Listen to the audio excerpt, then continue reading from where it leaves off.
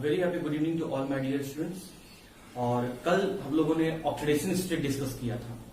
अब उसी से रिलेटेड टॉपिक है, लेकिन आज का topic examination point of view से बहुत इंपॉर्टेंट टॉपिक है। Very important topic we are going to discuss this evening. और टॉपिक है स्टूडेंट हम लोग का आज नोमेनक्लेचर ऑफ कॉम्प्लेक्स सॉल्ट। एक नोमेनक्लेचर आप लोग पढ़े होंगे ऑर्गेनिक कंपाउंड का, क्योंकि बहुत सिंपल वे में आप लोग करना सीख गए थे।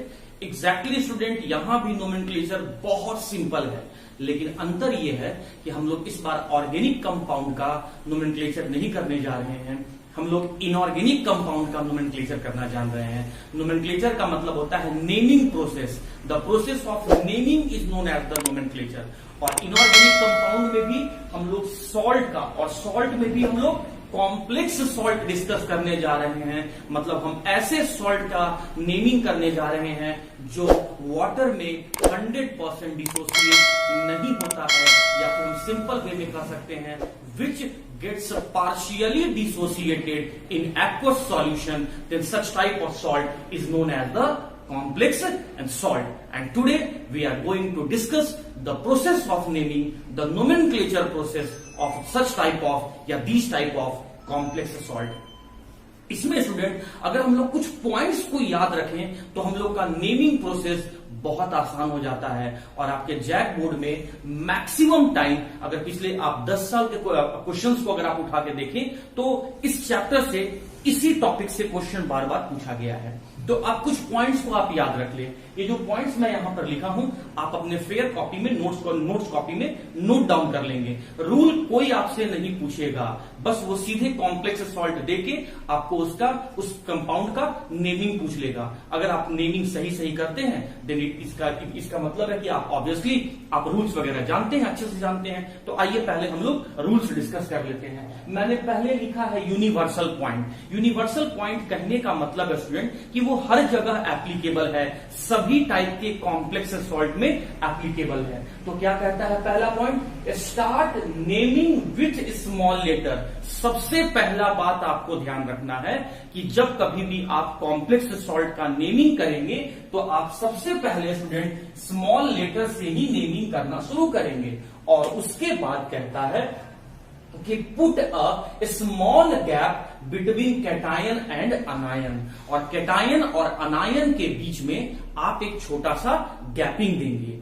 क्यों गैपिंग देंगे स्टूडेंट? क्योंकि दोनों अपोजिट नेचर का स्पीसीज है। कैटायन जहां पॉजिटिवली चार्ज है, अनायन वहीं पर नेगेटिवली चार्ज है। एक आपका सिंपल आयन है तो दूसरा आपका कॉम्प्लेक्स आयन है। एक आपका आयोनाइजेबल स्फीयर है तो दूसरा आपका नॉन आयोनाइजेबल स्फीयर है। मैं क्या कहना चाह रहा हूं स्टूडेंट, आइए इसी बात को एक छोटे से एग्जांपल से डिस्कस कर लेते हैं। जैसे मैंने क्या किया, मैंने यहां पर एक कॉम्प्लेक्स सॉल्ट लिखा। लेट अस कंसीडर कि मैंने यहां पर एक कॉम्प्लेक्स सॉल्ट लिखा। इस कॉम्प्लेक्स सॉल्ट में आप क्या देख रहे हैं, कोई भी मॉलिक्यूल में दो पार्ट, कोई भी मॉलिक्यूल दो पार्ट के मिलने से बनता है, एक कैटायन और एक अनायन। अगर आप देखेंगे तो ये जो पोटेशियम लिखा हुआ है, जो स्क्वायर ब्रैकेट के बाहर वाला पोर्शन है स्टूडेंट, ये कैटायन है। और स्क्वायर ब्रैकेट के अंदर वाला जितने भी रिमेनिंग पोर्शन है ये सब के सब अनायन है। तो ये कैटायन और ये अनायन, ये पॉजिटिवली चार्ज, ये नेगेटिवली चार्ज, ये सिंपल पार्ट, ये कॉम्प्लेक्स पार्ट, ये आयोनाइजेबल पार्ट, ये नॉन आयोनाइजेबल पार्ट। एक जो है वो वाटर में डिसोसिएट कर रहा है और दूसरा जो है वो वाटर में डिसोसिएट नहीं कर रहा है। एक जो है वो मोबाइल है और दूसरा जो है वो इमोबाइल है, नॉट मूविंग है। एक जो है वो टेस्ट दे रहा है, मतलब कलर प्रोड्यूस कर रहा है किसी कंपाउंड के साथ रिएक्ट करवाने पर, और दूसरा जो है वो किसी तरह का कलर नहीं प्रोड्यूस कर रहा है। एक जहां पॉजिटिवली चार्ज है, दूसरी तरफ अगला वहां पर वो नेगेटिवली चार्ज है। एक कैटायन है और एक अनायन है। तो दोनों का नेचर ही डिफरेंट है स्टूडेंट। इसीलिए इस बेसिस पर, नेचर के डिफरेंस होने के बेसिस पर, लॉजिकली इस पॉइंट के कारण से हम लोग क्या करते हैं कि एक छोटा सा स्मॉल गैप क्रिएट करते हैं। स्मॉल गैप हम लोग वहां पर लिखते हैं between the name of the cation and अनायन। आप ये बात बिल्कुल ध्यान से समझेंगे और लिखेंगे। पॉइंट नंबर 2 आ जाइए स्टूडेंट। कहता है कि the name of cation is written first. ये तो यूनिवर्सल पॉइंट है। आज तक हम लोग जितनी तरह का भी सॉल्ट इससे पहले पढ़ रहे थे उसमें हर बार हम लोग कैटायन का नाम ही सब पहले लिख रहे थे। जैसे फॉर एग्जांपल मैं फिर से एक एग्जांपल यहाँ पे कंसीडर कर रहा हूँ। एक सिंपल सॉल्ट लेता हूँ स्टूडेंट, जो जिससे आप लोग सबको बहुत अच्छे से फैमिलियर है, जान परिचित है, वो आपका जान पहचान का है, दैट इज NaCl। अगर हम बात कर ले तो इसमें अगर आप इसको पहले डिसोसिएट करेंगे तो Na के ऊपर पॉजिटिव चार्ज और Cl के ऊपर नेगेटिव चार्ज, और अगर मैं इसका नेमिंग करने बोलूं तो आप इसका नाम बोलेंगे सोडियम क्लोराइड। तो आपने क्या किया, पहले कैटायन का नाम ही पहले बोला, बाद में आपने अनायन का नाम बोला। एग्जैक्टली स्टूडेंट, अगर मैं कोई और सॉल्ट अगर यहां पर लूं और इसको अगर मैं डिसोसिएट करूं तो ये भी डिसोसिएट होकर Cu2+ और SO4 के फॉर्म में आ जाएगा।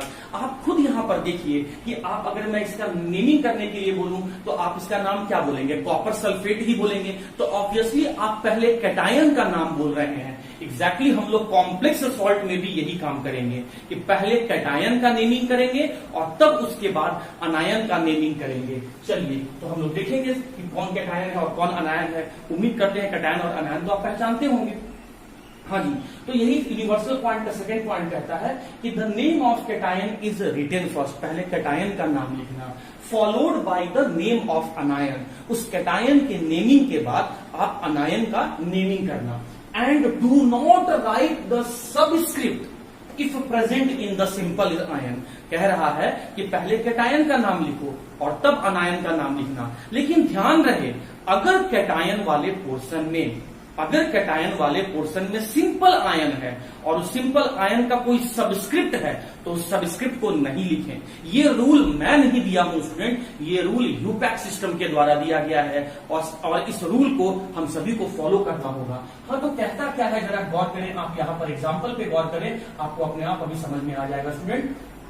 कहता है कि पहले कैटायन का नेमिंग करेंगे तब अनायन का नेमिंग करेंगे। तो चलिए पहले हम लोग यहाँ पर इस कैटायन का नेमिंग करेंगे और उसके बाद इस अनायन का नेमिंग करेंगे। उसके बाद क्या कहता है कि अगर कैटायन वाले पोर्शन में मतलब सिंपल आयन हो, कैटायन वाले पोर्शन में सिंपल आयन हो, कैसे पहचानोगे सिंपल आयन है, तो वो स्क्वायर ब्रैकेट से बाहर लिखा हुआ रहेगा। आप देख सकते हैं कि स्क्वायर ब्रैकेट से बाहर लिखा हुआ है सिंपल आयन है और वो आपका कैटायन बना हुआ है। तो अगर सिंपल आयन में, कैटायन में अगर सिंपल आयन है और उस सिंपल आयन में कोई सबस्क्रिप्ट लिखा हुआ है, किसी एलिमेंट के सिंबल के नीचे कोई अगर वैल्यू, कोई नंबर लिखा हुआ रहे तो वो नंबर कहलाता है स्टूडेंट सबस्क्रिप्ट। तो आप देख सकते हैं कि यहां पर सबस्क्रिप्ट के फॉर्म में आपका 4 लिखा हुआ है। तो यही कहता है कि do not right the subscript if present in the simple ion. अगर कोई सबस्क्रिप्ट है तो उस सबस्क्रिप्ट को मेंशन करने का कोई जरूरत नहीं है। तो जब आप इसका नेमिंग करेंगे तो आप इसका नाम सिर्फ पोटासियम बोलेंगे, आप इसका नाम टेट्रा पोटासियम नहीं बोलेंगे। एग्जैक्टली स्टूडेंट, अगर मैं ये वाले कंपाउंड के बारे में अगर मैं बात कर लूं, अगर मैं ये वाले कंपाउंड के बारे में अगर मैं बात कर लूं, अगर मैं इस कंपाउंड के बारे में अगर मैं बात करता हूं स्टूडेंट, तो फिर से आप देख सकते हैं कि यहां पर भी आपका जो कैटायन वाला पोर्शन है वो कैटायन वाला पोर्शन सिंपल आयन के मिलने से बना है और सिंपल आयन के मिलने से बना है। तो उसमें आप यहां पर जो नंबर लिखा हुआ है उस नंबर को मेंशन नहीं करेंगे, आप इसका नाम सिंपली सोडियम बोलेंगे, आप इसका नाम ट्राई सोडियम नहीं बोलेंगे। एग्जैक्टली अगर मैं एक और एग्जाम्पल कंसीडर करूं, अगर मैं इसी तरीके से एक और एग्जाम्पल कंसीडर करूं स्टूडेंट, तो आपको क्या कहा गया है पॉइंट नंबर 2 में कि पहले कैटायन का नेमिंग करना है, उसके बाद आपको अनायन का नेमिंग करना है। और अगर कैटायन वाले पोर्शन में सिंपल आयन आ रहा है और सिंपल आयन का कोई सबस्क्रिप्ट है तो उस सबस्क्रिप्ट का तो आपको मेंशन करने का जरूरत नहीं है। मतलब इसका नाम आपको सिर्फ Fe के लिए, Fe सिंबल का मतलब क्या होता है, Fe सिंबल किस एलिमेंट का होता है, आयरन का, तो आपको सिर्फ यहां पर आयरन बोलना है, आपको यहां पर टेट्रा आयरन नहीं बोलना है। तो उम्मीद करता हूं कि पहला 2 यूनिवर्सल पॉइंट आपको समझ में आ गया होगा। कहता है कि किसी का भी नेमिंग करें तो स्मॉल लेटर से करें और कैटायन और अनायन के बीच में एक छोटा सा गैपिंग देंगे due to difference in their nature. Second point कहता है कि जब कैटायन और अनायन का नेमिंग करना शुरू करें तो पहले कैटायन का नेम लिखें, उसके बाद अनायन का नेम लिखें। और अगर कैटायन वाले पोर्शन में कोई सबस्क्रिप्ट आपको दिखता है तो उस सबस्क्रिप्ट को आप नहीं लिखें। Do not right the any subscript if present in the simple ion. तो ये था स्टूडेंट आपका यूनिवर्सल पॉइंट, जो मैंने यहां पर 2 पॉइंट अभी ओके स्टूडेंट्स, तो 2 यूनिवर्सल पॉइंट को समझने के बाद हम लोग अगले पॉइंट की तरफ आते हैं। देखिए, आप जितना क्वेश्चन प्रैक्टिस करेंगे ना, उतना ज्यादा रूल्स को आप बहुत इजी वे में समझ सकते हैं। और यकीन मानो, मैं लिटरली बोल रहा हूं स्टूडेंट कि ये कॉम्प्लेक्स सॉल्ट का नोमेनक्लेचर का जो पोर्शन है, ये बहुत इजी पोर्शन है। बस आपको जरूरत है तो क्वेश्चन प्रैक्टिस करने का। हाँ जी, तो मैं क्या किया हूं स्टूडेंट कि कॉम्प्लेक्स सॉल्ट को मैं 3 कैटेगरी में डिवाइड कर दिया हूं। एक ऐसा कैटेगरी जिसमें आपको जो लीगेंड्स होंगे वो सारा का सारा एक ही टाइप के होंगे, सेम टाइप के होंगे। जैसे मैं एग्जांपल के फॉर्म में अगर बात करूं तो चलिए मैं एग्जांपल के फॉर्म में, देखिए मैं यहां पर एक कॉम्प्लेक्स सॉल्ट को लिख दे रहा हूं। मैं यहां पे कॉम्प्लेक्स सॉल्ट को लिख दे रहा हूं। तो यहां पर जब मैंने ये कॉम्प्लेक्स सॉल्ट लिखा तो इतना तो आपको पता है स्टूडेंट कि लीगेंड्स कौन है और सेंट्रल मेटल एटम कौन है। तो हमेशा लीगेंड और central metal atom square bracket के अंदर लिखा हुआ होता है, कोऑर्डिनेशन स्फीयर के अंदर इंक्लोज किया हुआ होता है, उसके अंदर ही लिखा हुआ होता है। तो आप जरा देखें कि Fe तो सेंट्रल मेटल एटम हो गया, और उसके बाद जो यहां पर लिखा हुआ जो स्पीसीज है वो तो लीगेंड्स है। और कितने लीगेंड्स हैं? 6 लीगेंड्स हैं। और 6 लीगेंड जो भी हैं वो सारे के सारे सेम टाइप के हैं। तो हम लोग टाइप 1 में ऐसे कॉम्प्लेक्स सॉल्ट के नेमिंग को देखेंगे जिसमें सिर्फ और सिर्फ एक ही टाइप का लीगेंड प्रेजेंट होगा। लेकिन अगर मैं बात करूं स्टूडेंट टाइप 2 के बारे में, तो टाइप 2 के बारे में स्टूडेंट आपको क्या देखने को मिलेगा, आप यहां पर देखें, अभी आपको तुरंत समझ में आएगा। देखिए, अगर आप बात करें स्टूडेंट, तो मैंने फिर से एक कॉम्प्लेक्स सॉल्ट यहां पर लिखा है, और आपको कॉम्प्लेक्स सॉल्ट में लीगेंड और सेंट्रल मेटल एटम तो पहचानने आता है कि लीगेंड और सेंट्रल मेटल एटम हमेशा स्क्वायर ब्रैकेट में, जिसे हम कोऑर्डिनेशन स्फीयर या नॉन आयनाइजेबल स्फीयर कहते हैं, उसी में इंक्लोज करके बंद करके लिखा हुआ रहता है। तो आइए स्क्वायर ब्रैकेट के अंदर चलते हैं। तो ये जो CO लिखा हुआ है, ये तो कोबाल्ट सेंट्रल मेटल एटम है, और उसके बाद जो भी स्पीसीज लिखे गए हैं वो सारे के सारे लीगेंड्स हैं। और अगर आप देखेंगे स्टूडेंट, तो लीगेंड्स भी अलग अलग टाइप के हैं, तो टाइप 2 में मैं ऐसे कॉम्प्लेक्स सॉल्ट का नेमिंग आपको बताऊंगा जहां पर more than 1 type of ligand is present. अगर आप देखेंगे तो यहां पर देखिए, NH3 का नाम मैंने आपको पहले बताया था अमाइन, H2O का नाम मैंने पहले आपको बताया था एक्वा, और Cl का नाम भी पहले मैंने आपको बताया था और आज भी बताऊंगा, इसका नाम क्लोराइडो। तो अगर आप काउंट करें, उसके नीचे का सबस्क्रिप्ट को देखें तो 4, कुछ नहीं मेंशन है तो 1, कुछ नहीं मेंशन है तो 1, तो 1, 1, 2 + 4, 6। तो इस कॉम्प्लेक्स सॉल्ट में भी 6 लीगेंड है, इस कॉम्प्लेक्स सॉल्ट में भी 6 ही लीगेंड है। लेकिन दोनों में डिफरेंस क्या है? दोनों में से पहला डिफरेंस तो यही दिख रहा है कि इसमें जितने भी लीगेंड्स हैं ये सेम टाइप के हैं, और ये जितने भी लीगेंड्स हैं ये डिफरेंट टाइप के हैं। तो टाइप 1 में हम लोग ऐसे कॉम्प्लेक्स सॉल्ट का नेमिंग देखेंगे जहां पर सारे के सारे लीगेंड सेम हैं, इसीलिए मैंने लिखा है रूल्स फॉर टाइप 1। और टाइप 2 में हम लोग वैसे कॉम्प्लेक्स सॉल्ट को देखेंगे जहां पर डिफरेंट टाइप का लीगेंड प्रेजेंट है, जिसे हम टाइप 2 में पढ़ेंगे, टाइप 2 में जिसको मैंने कैटेगराइज किया है। और टाइप 3 में मैं क्या करूंगा स्टूडेंट कि मैं ऐसा कॉम्प्लेक्स सॉल्ट लूंगा जिसमें दोनों कैटायन और अनायन दोनों का दोनों ही कॉम्प्लेक्स हो, तो आप देख सकते हैं how to identify the complex ion. कैसे आप पहचानोगे कि कॉम्प्लेक्स सॉल्ट में कैटायन और अनायन जो है वो कॉम्प्लेक्स है? तो both the part will be enclosed या written in the square bracket में लिखा हुआ होगा, तो वो कोऑर्डिनेशन स्फीयर होगा, वो आयनाइजेबल स्फीयर होगा, वो कॉम्प्लेक्स आयन होगा। ये वाला पोर्शन कैटायन, ये वाला पोर्शन अनायन। और आप देख सकते हैं कैटायन भी स्क्वायर ब्रैकेट में लिखा हुआ है, अनायन भी आपका स्क्वायर ब्रैकेट में लिखा हुआ है। तो टाइप 3 के में हम लोग ऐसे कॉम्प्लेक्स सॉल्ट का नेमिंग देखेंगे जहां पर कैटायन और अनायन दोनों का दोनों ही कॉम्प्लेक्स है। तो आइए स्टूडेंट हम लोग यहां से स्टार्ट करते हैं rules for type 1 complex salt. मतलब हम लोग ऐसे कॉम्प्लेक्स सॉल्ट को देखेंगे जहां पर आपका सिर्फ एक ही टाइप का लीगेंड प्रेजेंट होगा, containing only 1 type of. Rules को डिस्कस करते हैं फॉर टाइप 1। टाइप 1 कहने का मतलब ऐसे कॉम्प्लेक्स सॉल्ट जिसमें लीगेंड सेम टाइप के होंगे। How many ligands are present, या what is the coordination number? 6, and all the ligand are of same type. What is the coordination number? 4, which means how many ligand are attached? 4 ligand are attached। और चारों का चारों ligand कैसा है student, same है। इसीलिए हम लोग इस तरह के कॉम्प्लेक्स सॉल्ट को टाइप 1 में कैटेगराइज किए हुए हैं।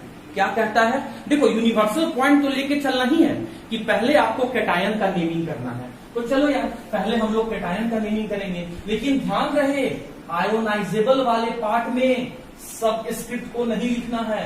तो के सिंबल किस एलिमेंट का है, पोटासियम, तो मुझे पोटासियम लिखना है। लेकिन फिर से ध्यान रहे स्मॉल लेटर से स्टार्ट करना है। स्टूडेंट स्मॉल लेटर यहां लिखने का लॉजिक ये है कि ये कॉम्प्लेक्स सॉल्ट है, और कॉम्प्लेक्स सॉल्ट का मतलब which are not completely dissociated, completely dissociate नहीं होगा, और इसीलिए इसका प्रायोरिटी थोड़ा सा कम है, और इसीलिए इसको स्मॉल लेटर से लिखा जाता है। तो यहां पर मैंने यहां पे पोटासियम लिख दिया। टेट्रा पोटासियम नहीं होगा, सबस्क्रिप्ट नहीं लिखना है, 4 को नहीं लिखना है, टेट्रा नहीं लिखना है, इसीलिए मैंने पोटासियम लिखा। तो कैटायन का नाम मैंने पहले लिखा, तब अनायन का नाम लिखूंगा। कैटायन में भी अगर अनअजेबल पार्ट है तो उसका सबस्क्रिप्ट नहीं लिखना है, तो इसीलिए मैंने यहां पर पोटासियम लिखा। अब देखो इसके बाद मैंने क्या कहा कि अगर इसमें देखिए sequence for naming of complex part, अब मैंने इस अनअजेबल वाले पार्ट का, कैटायन वाले पार्ट का नेमिंग कर लिया, तो मुझे अब अनायन वाले पार्ट का नेमिंग करना है। सिंपल पार्ट का नेमिंग कर लिया तो कॉम्प्लेक्स पार्ट का नेमिंग करना है। तो वो क्या करता है, sequence for naming of complex part, मतलब जब आप कॉम्प्लेक्स पार्ट का नेमिंग करेंगे तो कुछ इस क्रम में करेंगे, कुछ इस ऑर्डर में करेंगे, कुछ इस फॉर्म में करेंगे।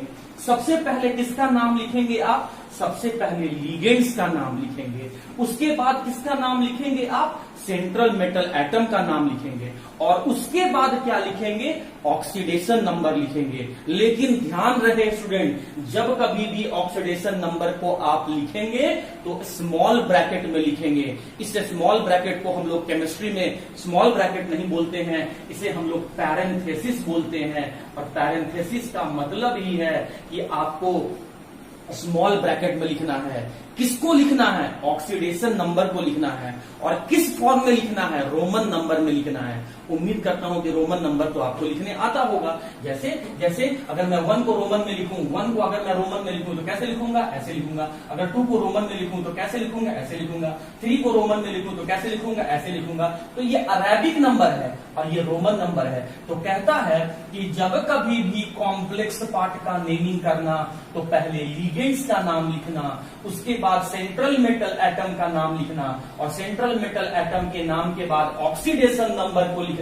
लेकिन ऑक्सीडेशन नंबर को आप पैरेंथेसिस में लिखना और रोमन नंबर में ही ऑक्सीडेशन नंबर को लिखना। तो देखिए ये तीनों में कुछ कुछ करेक्शन है। तीनों के नाम को जब हम लिखेंगे तो कुछ कुछ सावधानियां, कुछ कुछ प्रिकॉशन लेंगे। मैं फिर से रिपीट कर रहा हूं, बहुत इजी है रूल्स। आप रूल को समझो कि जब कभी भी आप कॉम्प्लेक्स पार्ट का नेमिंग करोगे तो पहले लिगेंड का नाम, फिर उसके बाद सेंट्रल मेटल एटम का नाम, और तब उसके बाद ऑक्सीडेशन नंबर का नाम लिखना है ना, वैल्यू लिखना है।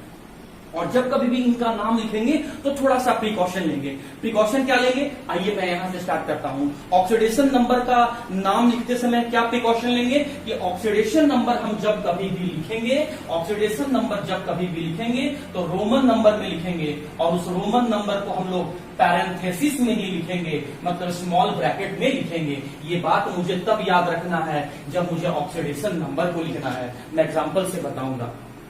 उसके बाद देखिए फिर क्या कहता है, लिगेंड के नाम को लिखते समय मुझे क्या सावधानी बरतना है।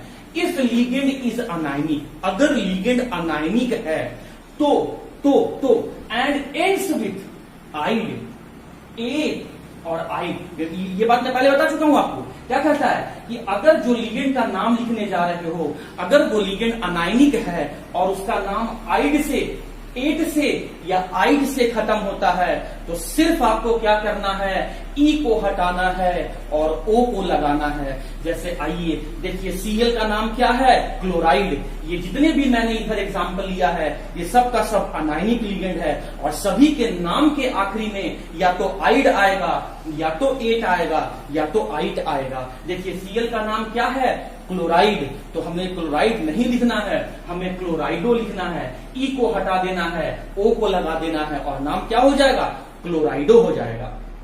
Br का नाम, Br माइनस का नाम क्या होता है, ब्रोमाइड, लेकिन ये अनायनिक लिगेंड है तो मुझे यहां से E को हटाना है और O को लगाना है, ब्रोमाइडो। Cn माइनस का नाम क्या हो जाएगा, साइनाइडो, साइनाइडो। NO2 माइनस का नाम क्या हो जाएगा? नाइट्रोएन। क्यों नाइट्रोएन हो गया? क्योंकि इसमें नाइट्रोजन और ऑक्सीजन दोनों का दोनों डोनर एटम है, लेकिन एक समय में कोई एक ही एटम जो है वो लिगेंड का कोई एक ही एटम जो है वो सेंट्रल मेटल एटम को अपना लोन पेयर डोनेट कर रहा है, और जो डोनेट कर रहा है उसका नाम आपको मेंशन करना होगा। तो कौन इसमें डोनेट कर रहा है? जो आगे लिखा हुआ है, आगे कौन सा एलिमेंट लिखा हुआ है? नाइट्रोजन। तो इसका नाम क्या हो गया? नाइट्रोएन। इसका नाम क्या हो गया? नाइट्रोओ। इसमें डोनर एटम कौन है? ऑक्सीजन है। होने के लिए डोनर एटम ऑक्सीजन नाइट्रोजन दोनों है, बट नाउ इस समय में इस लिगेंड में अभी डोनर एटम कौन है? ऑक्सीजन है, इसीलिए नाइट्रोओ। उसी तरीके से HCN माइनस का नाम क्या हो जाएगा? थायोसाइनाइटो S, और NCS माइनस का नाम क्या हो जाएगा? थायोसाइनाइटो N। तो लिगेंड का नाम लिखते समय आपको ध्यान रखना है कि लिगेंड अनायनिक है, लिगेंड न्यूट्रल है, कि लिगेंड कैटायनिक है। अगर लिगेंड न्यूट्रल है तो फिर उसका नाम, या फिर आपको उसका नाम में कुछ चेंजिंग करना होगा। जैसे NH3 का नाम क्या हो जाएगा? अमोनिया नहीं, अमाइन। H2O का नाम वाटर नहीं, एक्वा।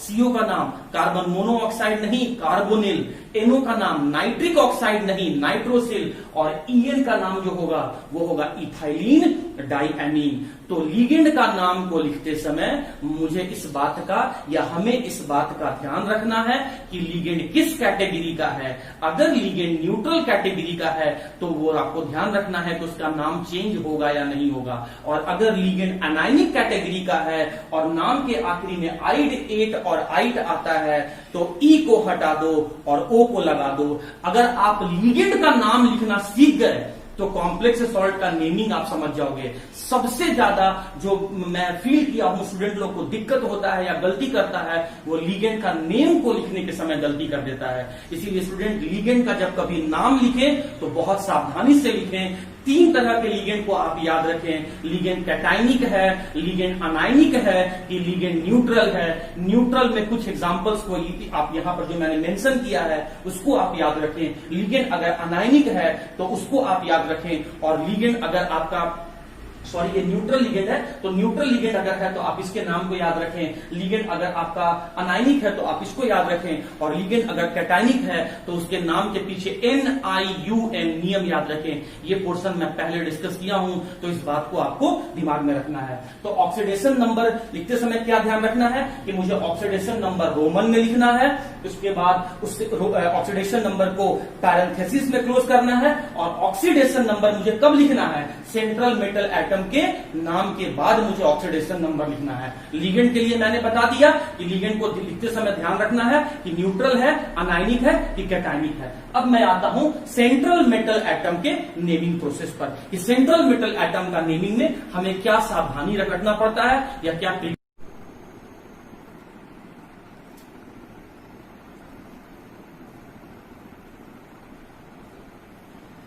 ओके स्टूडेंट्स, तो सेंट्रल मेटल एटम के नेमिंग के समय मुझे किस बात का या हमें किस बात का ध्यान रखना पड़ता है कि जो सेंट्रल मेटल एटम है वो प्रेजेंट कहां है? वो कैटायन पार्ट में प्रेजेंट है कि वो अनायन पार्ट में प्रेजेंट है? जैसे अगर आप इस कॉम्प्लेक्स सॉल्ट को अगर आप देखें तो यहां जो सेंट्रल मेटल एटम है वो अनायन पार्ट में प्रेजेंट है। लेकिन जब आप इस कॉम्प्लेक्स सॉल्ट को देख रहे हैं तो इस कॉम्प्लेक्स सॉल्ट में जो सेंट्रल मेटल एटम है वो कैटायन पार्ट में प्रेजेंट है। तो क्या सावधानी लेना है कि जब सेंट्रल मेटल एटम कैटायन में प्रेजेंट है तो उसका नेम में कोई चेंज नहीं होता है। यूजुअल नेम मतलब वही नाम आपको बोलना है जो नाम आप पीरियोडिक टेबल में देखकर बोलते हैं। जैसे कॉपर, यहाँ Cu सिंबल का नाम क्या है? कॉपर है। लेकिन कब कॉपर बोलना है? जब वो कैटायन में प्रेजेंट है। लेकिन जब यही कॉपर अनायन में प्रेजेंट हो जाए तो उसका नाम को मॉडिफाई किया गया है, नाम को बदला गया है, मॉडिफाइड नेम है। और नाम के पीछे में वर्ड ATE जोड़ा गया है और नाम इसका कॉपर नहीं होके इसका नाम हो जाता है क्यूपरेट।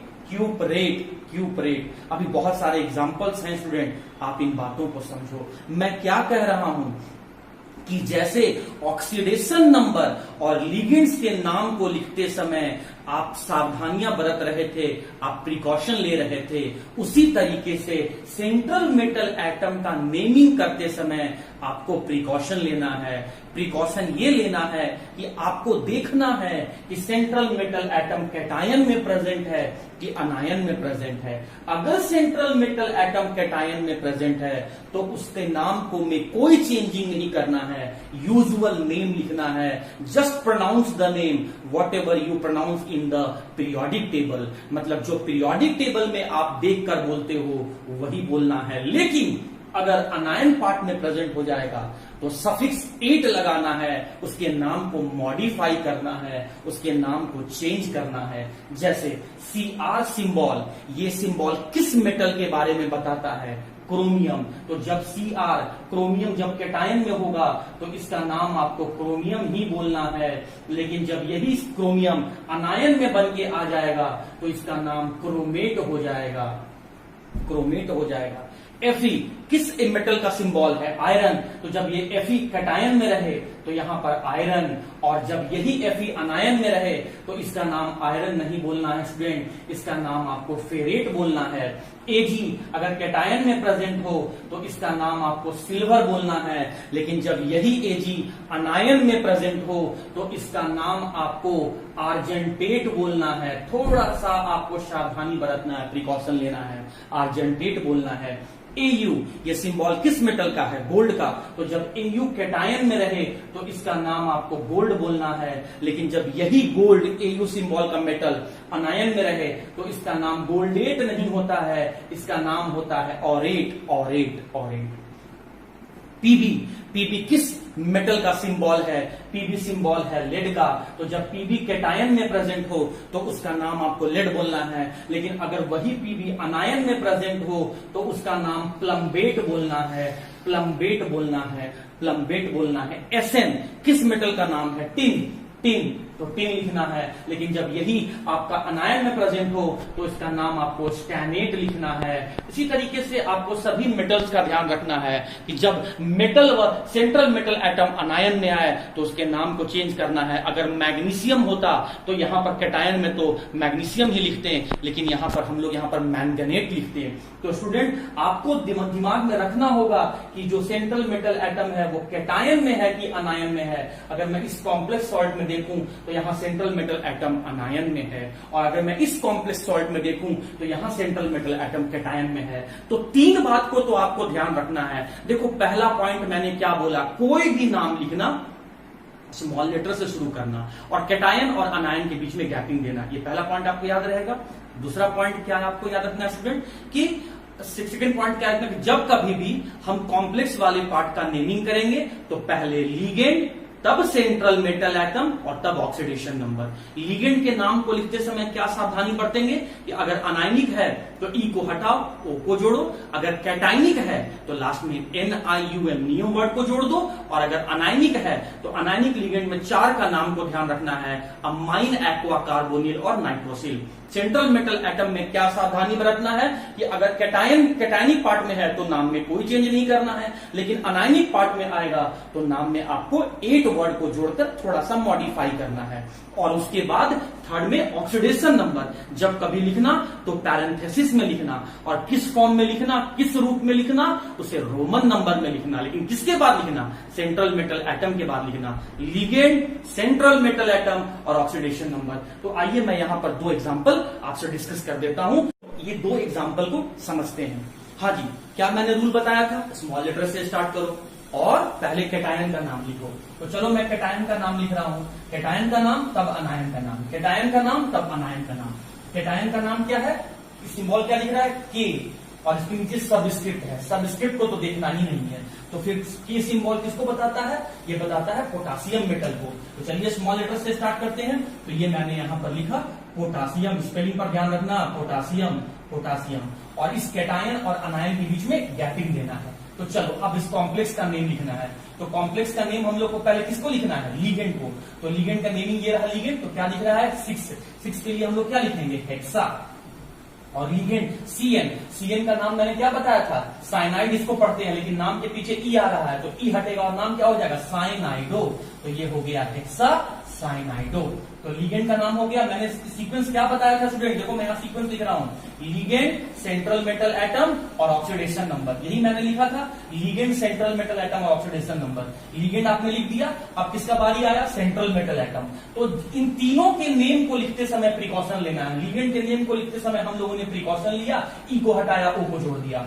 सेंट्रल मेटल एटम के नेम के लिखते समय प्रिकॉशन क्या लेना है कि हमें ध्यान रखना है कि वो कैटायन पार्ट में है कि अनायन पार्ट में है। अभी सेंट्रल मेटल एटम क्या है, अनायन पार्ट में है, तो इसका नेम को क्या करें, यूजुअल लिखे कि मॉडिफाई लिखे, मॉडिफाइड करके लिखेंगे। तो देखिए आयरन के लिए, देखिए Fe के लिए क्या हो जाएगा, फेरेट, तो यहां पर मैंने लिखा फेरेट, यहां पर मैंने लिखा फेरेट। सेंट्रल मेटल एटम के नाम के बाद किसको लिखना है, ऑक्सीडेशन नंबर, और इसके नाम को लिखते समय क्या सावधानी बरतना है कि हमें इसके ऑक्सीडेशन नंबर को पैरेंथेसिस में लिखना है और रोमन नंबर में है। और ऑक्सीडेशन नंबर मैंने आपको कैलकुलेट करना कल ही बताया है, तो बताइए इसमें यहाँ पर Fe का ऑक्सीडेशन नंबर क्या हो जाएगा, 2, तो यहाँ पर मैंने लिख दिया यहाँ पे 2। तो ये हो गया आपका नेम, बताइए कितना इजी वे में इसका नेमिंग हो गया। तो आइए स्टूडेंट हम लोग अब यहाँ पर हम लोग दूसरे कॉम्प्लेक्स सॉल्ट का नेम। ओके स्टूडेंट्स, तो हम लोग इस कॉम्प्लेक्स सॉल्ट का नेमिंग करते हैं। क्या दिमाग में रखना है बात, स्मॉल लेटर से स्टार्ट करना है, पहले कैटायन का नाम फिर अनायन का नाम। तो चलिए स्मॉल लेटर से स्टार्ट करेंगे, पहले कैटायन का नाम और तब अनायन का नाम। तो कैटायन हमको कैसा दिख रहा है स्टूडेंट, कैटायन हमें कॉम्प्लेक्स दिख रहा है। तो इसके लिए सीक्वेंस क्या हम लोग को फॉलो करना है, पहले लीगेंड, उसके बाद सेंट्रल मेटल एटम और उसके बाद हमें ऑक्सीडेशन नंबर लिखना है। तो चलिए पहले लीगेंड का नेमिंग स्टार्ट करते हैं। तो NH3 का नाम क्या है, आप अमोनिया बोलेंगे, नहीं, आप इसका नाम अमाइन बोलेंगे। तो आइए इसका नेमिंग लिखते हैं। तो यहां से मैंने लिखा अमाइन, लेकिन ये क्या दिख रहा है, 4, तो 4 के लिए क्या हो जाएगा, टेट्रा, तो इसका नाम हो गया टेट्रा। और NH3 के लिए अमाइन, और अमाइन में क्या लिखना है, डबल M। यहां पर दो बात आपको ध्यान में रखना स्टूडेंट, हाँ जी, टेट्रा का A और अमाइन का A दोनों में से किसी को रिमूव नहीं करना है, ये यूपैक के द्वारा दिया गया रूल्स है, हम लोग इसमें कोई चेंजिंग अपने तरफ से नहीं कर सकते हैं। तो टेट्रा का A भी रहेगा और अमाइन का A भी रहेगा, और अमाइन का नेम में आपको डबल M लिखना है, इस बात को आप ध्यान में रखेंगे। चलिए लीगेंड का नाम आपने लिख दिया, फिर किसका नाम लिखोगे आप, सेंट्रल मेटल एटम का। जब कभी भी इनका नाम लिखना प्रिकॉशन सावधानी जरूर बरतते रहना। Central metal atom, central metal atom, central metal atom का जब हम नेमिंग करेंगे तो इस बात को समझेंगे कि सेंट्रल मेटल एटम कैटायन में है कि अनायन में है। आप क्या देख रहे हैं कि सेंट्रल मेटल एटम कैटायन में है, और जब सेंट्रल मेटल एटम कैटायन में होता है तो उसका नाम एज इट इज लिखते हैं, यूजुअल नेम ही लिखते हैं, कोई मॉडिफिकेशन नहीं करते हैं। तो Cu सिंबल किसका है, कॉपर का है, तो ये मैंने यहाँ पर कॉपर लिख दिया, ये मैंने यहाँ पर कॉपर लिख दिया। उसके बाद ऑक्सीडेशन नंबर, और ऑक्सीडेशन नंबर मैं कैलकुलेट करना कल आपको बताया था, अगर मैं यहाँ पे ऑक्सीडेशन नंबर कैलकुलेट करूं तो कितना आएगा, 2 आएगा, और किसमें लिखना है, पैरेंथेसिस में लिखना है, इसीलिए मैंने रोमन नंबर और पैरेंथेसिस यहाँ यूज कर लिया। हो गया भाई, कैटायन का बात हो गया। अब बात आता है अनायन का। तो अनायन के नेमिंग में हमें छोटा सा गैपिंग देना है, due to difference in their nature और द बिहेवियर। और SO4 का नाम क्या है, सल्फेट। सल्फेटो नहीं होगा, सल्फेटो कब होता, जब वो लीगेंड होता, और लीगेंड कैसे पहचानोगे, वो स्क्वायर ब्रैकेट में लिखा होता। अरे ये तो स्क्वायर ब्रैकेट से बाहर है, तो आप वो क्यों लगा रहे हो लास्ट में, आप नाम को चेंजिंग करने के लिए क्यों सोच रहे हो, वो तो तब सोचोगे जब वो लीगेंड बन के आएगा। ये तो आपका नॉर्मल अनायन है, इसीलिए इसका नाम सल्फेटो नहीं, इसका नाम सल्फेट हो जाएगा। बस आपको गैपिंग देना है, इसीलिए मैंने यहाँ पर गैपिंग क्रिएट किया। तो उम्मीद करता हूं इस कॉम्प्लेक्स सॉल्ट का भी आप नेमिंग सीख गए होंगे। अब मैं एग्जाम्पल के फॉर्म में 4-5 एग्जाम्पल लेता हूं, जहां मैं टाइप 1 मतलब एक ही तरह का लीगेंड रखने वाले कॉम्प्लेक्स सॉल्ट का मैं एग्जांपल आपसे डिस्कस करूंगा, और प्रैक्टिस तो आपको करना है स्टूडेंट। ओके स्टूडेंट्स, तो इतनी बातों को समझने के बाद आइए हम लोग कुछ क्वेश्चंस सॉल्व कर लेते हैं। क्या दिमाग में रखना है, पहले कैटायन का नाम फिर अनायन का नाम, और नाम हमेशा स्मॉल लेटर से। क्यों स्मॉल लेटर से, ये मैंने आपको बता दिया। गैपिंग कहां देना है, कैटायन और अनायन के बाद में। और जब कॉम्प्लेक्स पार्ट आ जाए तो कॉम्प्लेक्स पार्ट में पहले किसका नाम लिखना है, लीगेंड का, फिर सेंट्रल मेटल एटम का, फिर ऑक्सीडेशन नंबर का, और तीनों के नाम के लिखते समय हमें प्रिकॉशन लेना है। चलो अब मैं यहां पर लिखना शुरू करता हूं। तो देखो ये रहा सेंट्रल मेटल एटम और ये रहा लीगेंड। पहले किसका नाम लिखोगे आप, पहले लीगेंड का नाम लिखोगे। तो देखिए 4 के लिए आप क्या लिखोगे स्टूडेंट, टेट्रा, स्मॉल लेटर से। तो चलिए 4 के लिए मैंने क्या लिखा यहाँ पर, टेट्रा। टेट्रा। और CO का नाम क्या था? कार्बन मोनोऑक्साइड, नहीं कार्बोनिल। तो ये रहा, मैंने यहां पर लिखा कार्बोनिल। लिगेंड का नाम हो गया। उसके बाद किसको लिखना है? सेंट्रल मेटल एटम को। तो सेंट्रल मेटल एटम क्या यहां पर आपका देखिए कैटायन है, अनायन है, क्या है? तो देखिए यहां पर इसके ऊपर कोई चार्ज नहीं दिख रहा है। अगर यहां पर नेगेटिव चार्ज इसके ऊपर होता तो अनायन होता, और अगर इसके ऊपर पॉजिटिव चार्ज होता तो कैटायन होता। कोई भी चार्ज नहीं दिख रहा है तो न्यूट्रल है। और नाम में मॉडिफिकेशन, सेंट्रल मेटल एटम के नाम में मॉडिफिकेशन तब करना है जब वो अनायन पार्ट में हो। नेगेटिव चार्ज तो मुझे कहीं दिख नहीं रहा है, अनायन तो है नहीं, तो नाम में कोई चेंजिंग नहीं करेंगे। तो Ni सिंबल मेटल का नाम क्या है? निकल। तो आप इसके जगह में सिंपल निकल लिख दो, निकल लिख दो, निकल लिख दो। अब जब सेंट्रल मेटल एटम को लिख दिए तो उसके बाद किसको लिखना है? Oxidation number. और ऑक्सीडेशन नंबर के नाम को कैसे लिखना है? पैरेंथेसिस में लिखना है और रोमन नंबर में लिखना है। तो यहां से जब इसका ऑक्सीडेशन नंबर कैलकुलेट करोगे तो ये क्या आएगा आपका? 0। हाँ, यहां पर 0 आपको मेंशन करना है। 0 ये बताता है कि हमने जो यहां पर कॉम्प्लेक्स सॉल्ट लिया है वो कॉम्प्लेक्स सॉल्ट न्यूट्रल नेचर का है। तो आपको ये कंपलसरी है, मैंडेटरी है, ये आपको रूल है कि कुछ भी ऑक्सीडेशन नंबर हो, चाहे वो आपका 0 हो या नॉन 0 वैल्यू है, you have to write that number in the parenthesis. अब आते हैं सेकेंड एग्जाम्पल। पहले किसका नाम? कैटायन का। फिर किसका नाम? अनायन का। नाम कैसे लिखना है? स्मॉल लेटर से। कैटायन और अनायन के बीच में क्या करना है? गैपिंग लिखना है। तो चलो पहले कैटायन का नाम तब अनायन का नाम। लेकिन जब मैं कैटायन का नेमिंग करने के लिए गया तो मुझे क्या दिखने लगा? कॉम्प्लेक्स दिखने लगा। कैसे पहचाने तुम की कॉम्प्लेक्स है? स्क्वायर ब्रैकेट से पहचाने हम की कॉम्प्लेक्स है। कॉम्प्लेक्स का मतलब क्या होता है? Which does not gets completely dissociated in aqueous solution, जो वाटर में 100% डिसोसिएट नहीं होगा। हाँ जी, तो जब मैं इस कॉम्प्लेक्स पार्ट का नेमिंग करने के लिए गया तो किस सीक्वेंस में लिखना है? लीगेंड, सेंट्रल मेटल एटम और तब ऑक्सीडेशन नंबर। तो चलिए लीगेंड को मैं लिख रहा हूं, तो 2 के लिए मैं क्या लिखूंगा? Di, small letter di. और NH3 का नाम क्या है? अमाइन, डबल M, अमाइन हो गया। उसके बाद लिगेंड के नेमिंग के बाद किसका लिखना है? सेंट्रल मेटल एटम का नाम लिखना है। लेकिन सेंट्रल मेटल एटम के नाम को लिखते समय भी प्रिकॉशन लेना है। आपको देखना है कि सेंट्रल मेटल एटम कैटायन में है कि अनायन में है। तो ये पोर्शन कैटायन है, ये पोर्शन अनायन है। तो सेंट्रल मेटल एटम कैटायन में है, मतलब नाम में कोई चेंजिंग नहीं करना है। तो Ag सिंबल का नाम क्या है? सिल्वर। तो आप स्टूडेंट यहाँ पर सिल्वर लिख दो, तो इसीलिए मैंने यहाँ पर सिल्वर लिख दिया। और जब सेंट्रल मेटल एटम का नाम हो गया तो पैरेंथेसिस में मुझे यहाँ पर ऑक्सीडेशन नंबर लिखना है। और ऑक्सीडेशन नंबर किस फॉर्म में लिखना है? रोमन नंबर में। और स्टूडेंट अगर आप ऑक्सीडेशन नंबर कैलकुलेट करना जानते होंगे तो इसमें इस मेटल का ऑक्सीडेशन नंबर कितना आ रहा है? 1 आ रहा है। अगर ऑक्सीडेशन नंबर आप निकालना नहीं जानते हैं तो आप पहले मेरा इसके प्रीवियस वीडियो को आप देखें और ऑक्सीडेशन नंबर क्वेश्चन पे प्रैक्टिस करें।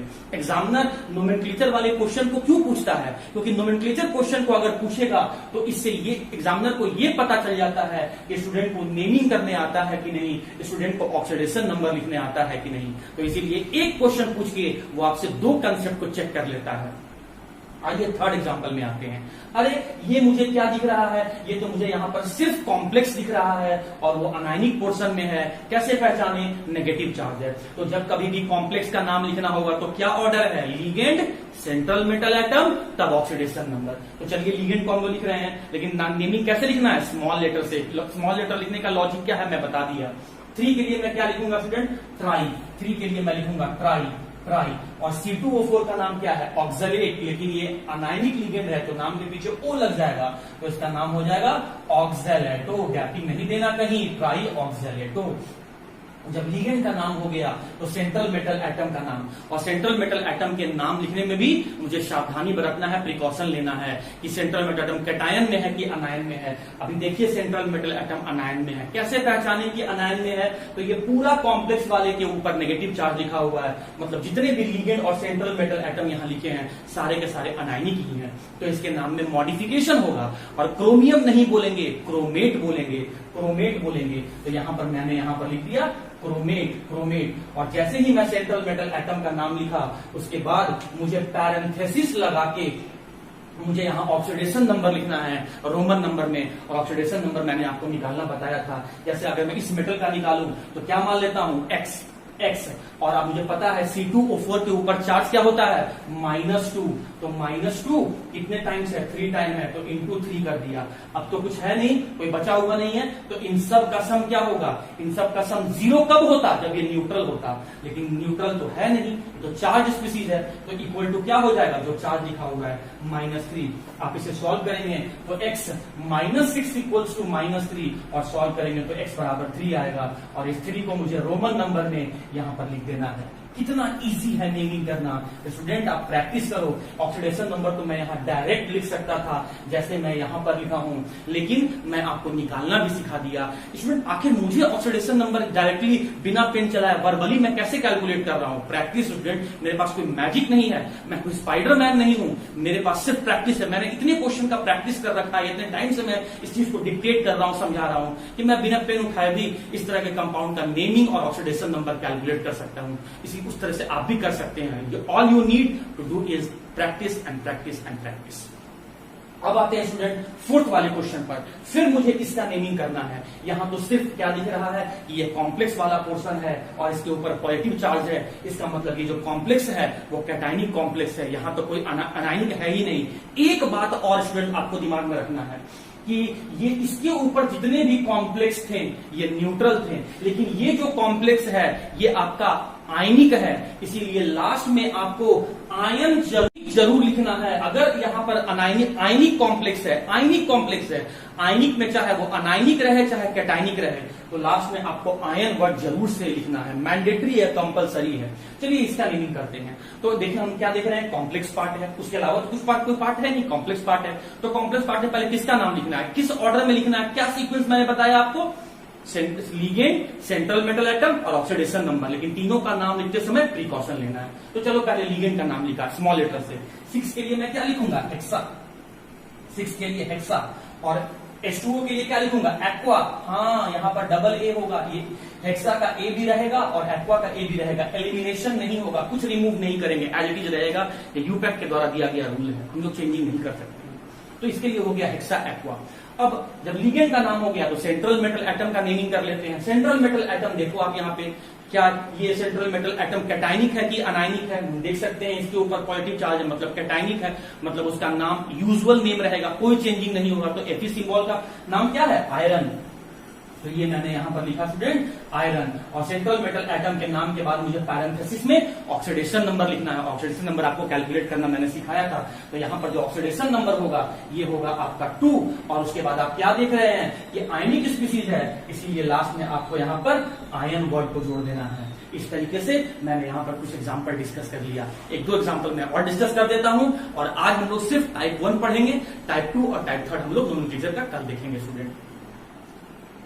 ओके स्टूडेंट्स, तो हम लोग ये 3 कॉम्प्लेक्स सॉल्ट और है टाइप 1 के लिए सफिशिएंट है स्टूडेंट। अगर आप मैंने इतने जो एग्जांपल्स मैंने बताया अगर आप कर लोगे तो टाइप 1 आपके लिए इजी हो जाएगा। टाइप 1 में मैंने कैसे कॉम्प्लेक्स सॉल्ट को लिया है, जहां पर सिर्फ एक ही टाइप का लिगेंड है, एक लिगेंड नहीं है, एक ही टाइप का लिगेंड है।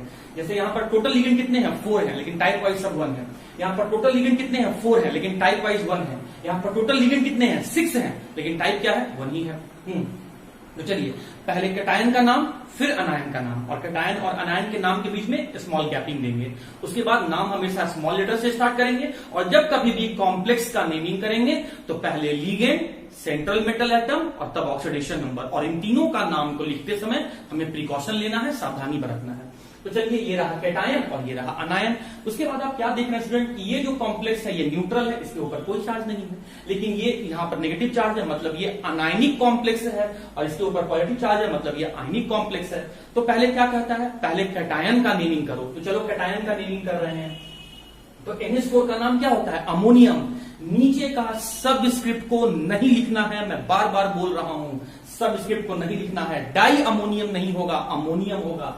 NH4 का नाम अमोनियम होता है, तो इसीलिए हम लोग यहां पर लिखे अमोनियम, अमोनियम, अमोनियम, अमोनियम।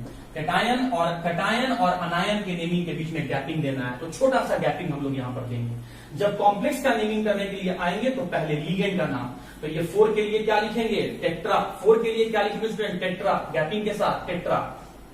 और एफ के लिए क्या बोलते हैं, एफ सिंबल किसका है, फ्लोराइड, लेकिन ये अनायनिक लिगेंड है तो ई हटेगा, ओ आ जाएगा, तो इसका नाम हो जाएगा फ्लोराइडो, फ्लोराइडो, फ्लोराइडो, FLU, फ्लू फ्लू, फ्लोराइडो। और लिगेंड जब हो गया तो उसके बाद central metal atom, central metal atom, और सेंट्रल मेटल एटम के नाम को लिखते समय भी प्रिकॉशन लेना है। अगर अनायनिक पार्ट में है तो नाम में मॉडिफिकेशन होगा, तो CO यहां पर देख रहे हैं जो सेंट्रल मेटल एटम है वो अनायनिक पार्ट में है तो नाम में मॉडिफिकेशन होगा, 8 लग जाएगा तो नाम क्या हो जाएगा, कोबाल्टेट, कोबाल्टेट, कोबाल्टेट। तो CO के लिए हमने यहां पर लिखा कोबाल्टेट, कोबाल्टेट। और उसके बाद यहां पर पैरेंथेसिस देके मुझे ऑक्सीडेशन नंबर लिखना होगा। ऑक्सीडेशन नंबर कैलकुलेट करना तो मैंने आपको सिखाया था स्टूडेंट, मैंने बताया था कि NH4 के ऊपर +1 चार्ज होता है, तो +1